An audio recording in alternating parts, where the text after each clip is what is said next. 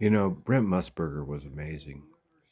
He was really great. So I'm watching this game from 1978. Uh, Let me hit the mute. I'm watching this game from 1978, and this is I guess what they would call a studio or a network master tape. So it never breaks for commercials. It runs all the way through the halftime, everything. You get to hear what Brent Musburger and John Havlicek are saying to each other during the breaks and when they're not being, broadcast live, and they know they're not live. So you get to hear them talking, and especially Brent Musburger. He was great at his job, man. He is so good. Let me find this. So if you're interested in this, let me pull it up. This channel. It's called Mercer 22 Rick. Now, not all of his, and this is just this game, 78 bullets at the Warriors, and it's been a blowout. The Warriors are killing them by like 30 points. But I still watch these games. I enjoy it. I love the feeling of it. Now, what's cool is, like I said, during the break, man, the camera will be on the crowd. They'll be talking. He'll be talking to the guys in the truck. Um, anyway, Brent Musburger was really smart, really funny, and he's like during the breaks, he's telling John Havlicek, what to say. He's saying, out of this next break, I just want you to start talking. You're just gonna, as soon as you see the light go on, you're gonna start. You're gonna talk about what the bullet. He's just like on top of it. Plus, he's cracking jokes, and then the stuff that he's trying out like live when they're not live, but the mic is hot. Then what'll be interesting is that when they go live, he'll repeat what he just said, just in the headset to John Havlicek and to the guys in the van. Anyway, we're not here for that. We're here for this. I wanted to do a quick update of what's on the table right now, and just show you that even though the table looks ridiculous because there's so many figures on it, there is order to it. There's a reason why it looks like this for the most part. So most of the figures that are on the table are new to me, like figures that I've recently acquired in the past month or two. And then what happens is when I acquire a figure, uh, then I might pull out other figures that I owned previously that go with that figure. Like, say, like recently I just got this Duke GI Joe, and then so and also all these other GI Joes, this Bat GI Joe, Cobra Trooper. So I had to get out my Snake Eyes. That sort of thing happens. And look at how great this Black Hawk figure is. We really need to do a complete review on this action figure. But like, see, a lot of times this will happen, especially recently. I've been reading a lot of, I guess you'd call it classic Golden Age Superman. I'm not almost finished. I'm over halfway done with this giant Superman book, and past like 350 pages, and it's now finally starting to get good. I'll do a review on this. I mean, not that it's bad, it's just not what you think. If you've never read all this stuff, it's not what you think. It's not easy to get through. Anyway, we'll talk more about it. So when I'm reading something, I'm like a little kid, man. I mean, I really am. When I'm reading something, I want to get out a toy that corresponds with what I'm reading. So this is my favorite Superman figure that I own that kind of feels right for reading old Superman. So I always have him kind of out these days because I've been reading this for a couple months. It takes a long time to get through it. I'll tell you why when we do the review. I can't read it. You can't read this alone. Man cannot live by Golden Age Superman alone. All right, let's look at what's on the table. Start at the back. So this Shadow Beast is really old. I've had him for a really long time. Since it came out. I didn't buy very many of those. These Matty figures because they were expensive at the time for me, and I was buying other stuff anyway. But this is one of my favorite ones. I still have them.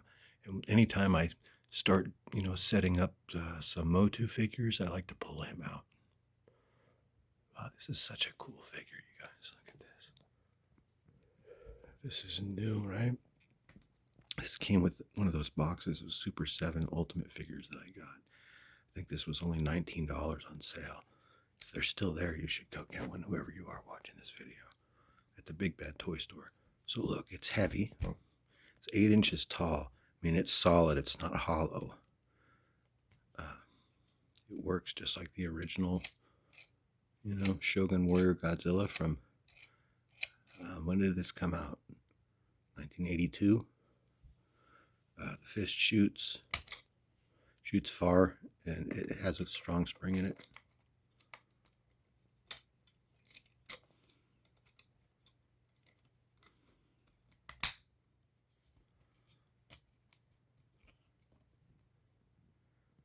Got some silver paint on him.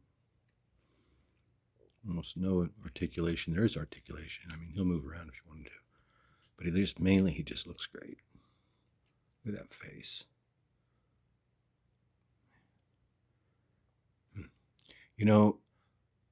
I never forget a face. But in your case, I'll make an exception. All right. Hey, look at this battle cat. I haven't told you guys about this yet. I think I just told my son about this. Maybe Kevin. So this is an Origins, Motu Origins Battle Cat.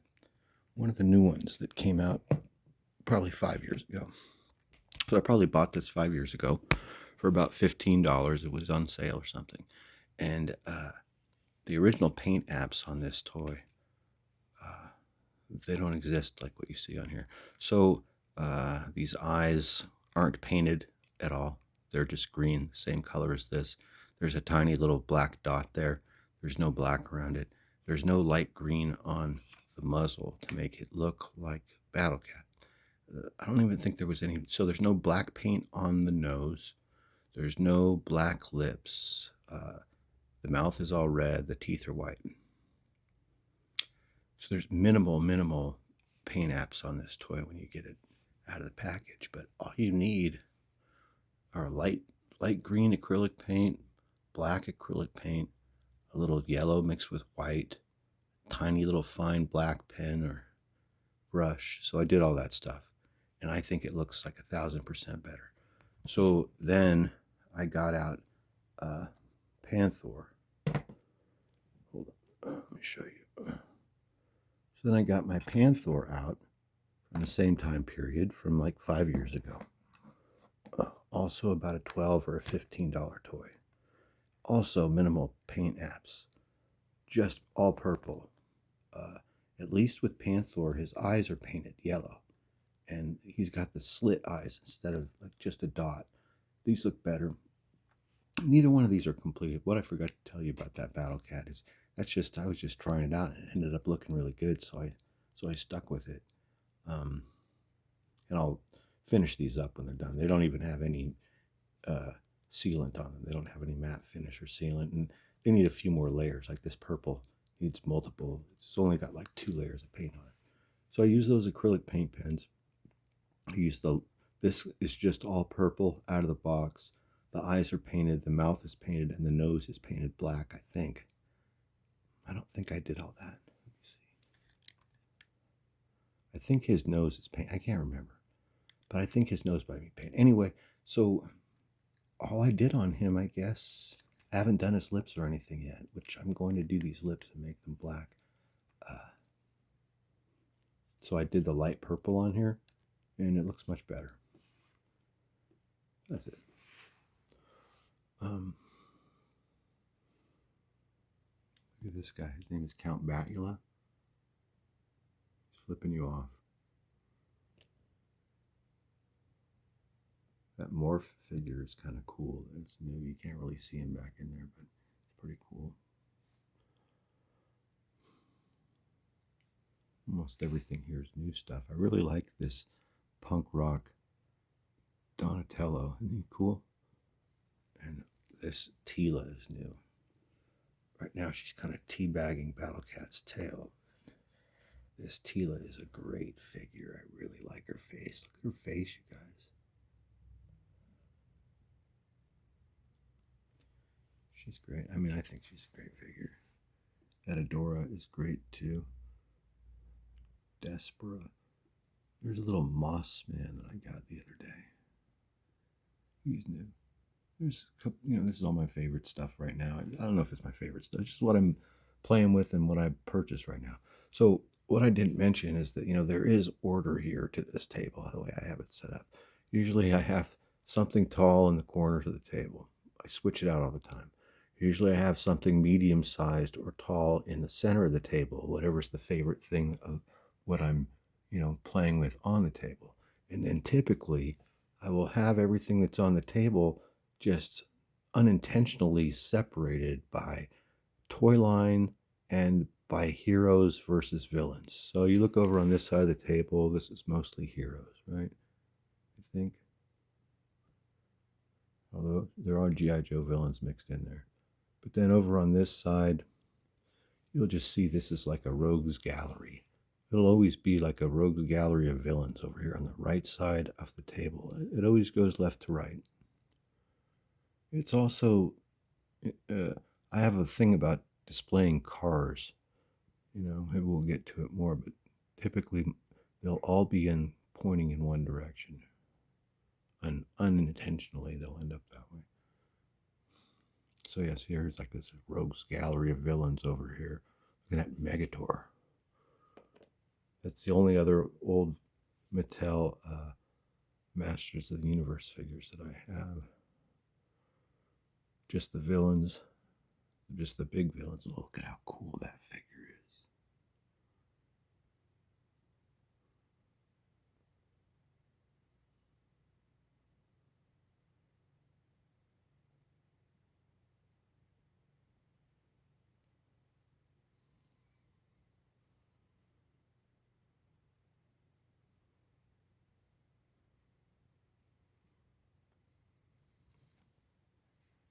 Look at this little Moss Man. This is from the Origins cartoon line. It's fairly. Whoops, sorry about that. Who was that? Oh, it's Tila. She'll be okay. She's tough. This guy's cool. I like this sculpt and the feel, this kind of brushed plastic. I don't even mind that he's undersized compared to my other figures that I usually play with. Like he still looks even good with a normal sized Tila, in my opinion. Like he's just like he's not Moss Man, he's Moss Boy, right? He's like Moss Boy, I think. He kind of has like a Chaka thing going on here, like a green version of Chaka. I just keep coming back to this figure. So then also, what I was saying, how the way I set the table up usually. Then at the front, in this area that's most open, like where I'm sitting right now, my area, I'll show you when we get it back the way it is supposed to be when I put the cats back.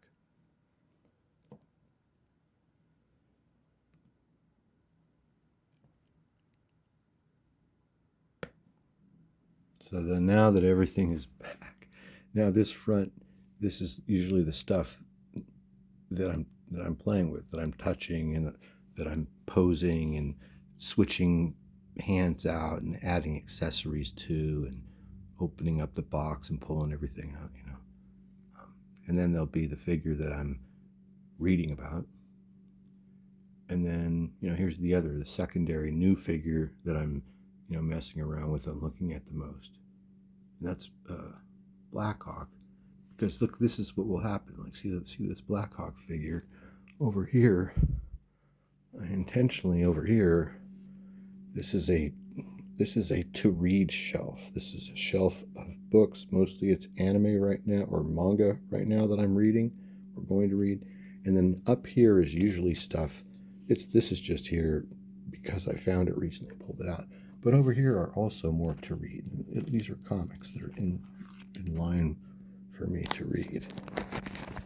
And so once I get a new figure like that Blackhawk, in preparation for that figure, I will pull out comic books that match up with the figure that I just bought or that I'm going to buy. And this Blackhawk, I was so looking forward to getting this guy that, I ordered him on the internet, and then I was like, I feel like reading. I can't wait to get him. He comes here next week. I need to read some Blackhawk comics. So I pulled out some Blackhawk comics that were most easily accessible to me, and I read this one, and it was great. It's from like the mid 50s, I think. I forget what the date was. It was like 1955 or 56. There's our guy right there. These other two I haven't read yet. Look at this one.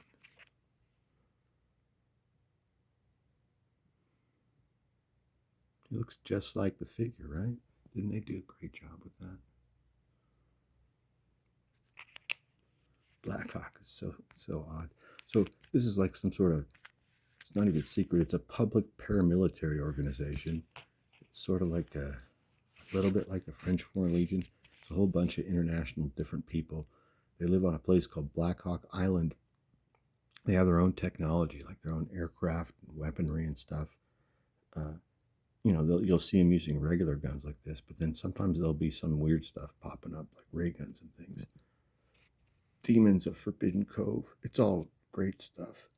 But it'll be like there's like a Swedish guy, there's like a Chinese guy, there's a French guy. You get it. It's fun though.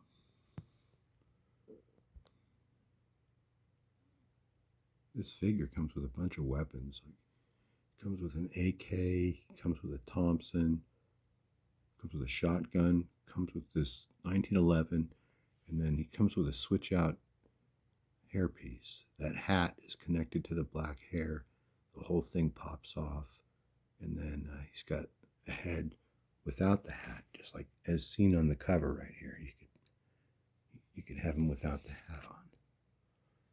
This is one of those new DC McFarlane Platinum editions. So is this one. We didn't look at this guy, but this elongated man. This is funny because I did the same thing with this elongated man. So this is another one of those new DC Platinum editions. It's the elongated man.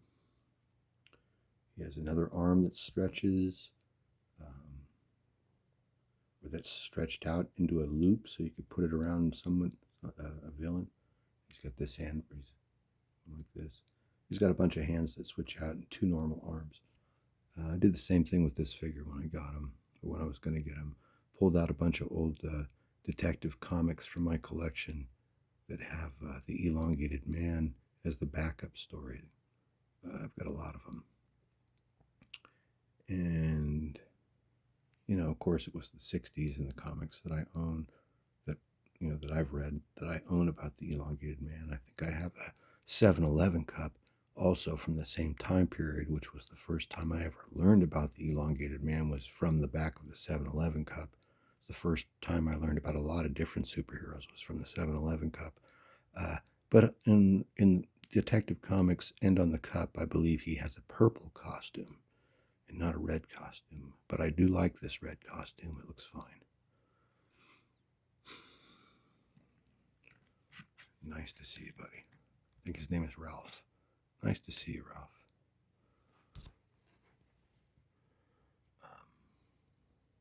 See, doesn't that Panther look better? And just from a distance, doesn't you could see how? Remember how we looked up close? You could see how I kind of botched those eyes a little bit, but they're not finished on the Battle Cat. But from a distance, it looks like a different toy, like a better toy, like it's supposed to look.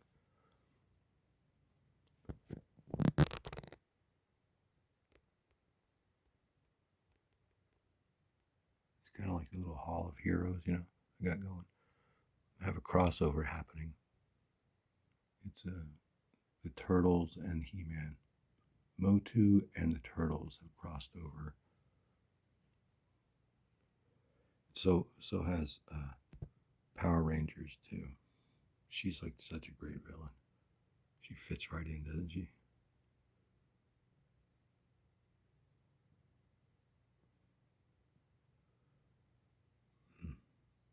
So yeah, Brent Musburger, boy, you don't realize how much you miss these guys until they're gone. I don't even watch sports anymore for a number of reasons, but one of the main reasons I don't watch sports anymore, because I don't like any of the people that are talking. I mean, at least I don't say that I actively dislike any of them. I don't even care about them or really know who any of them are anymore and have no desire because none of them are the people that I want to hear uh, do the play-by-play and the color commentary. Um, so you don't know how important Brent Musburger is until he's gone. And the NBA is a whole different thing when you get to watch one of these network NBA games with Brent calling it, and you get to listen to the studio master where he's talking off tape, and it's a hot mic, and you get to hear him joking behind the scenes and stuff. And he's a real cool guy. All right, I'll talk to you guys next time.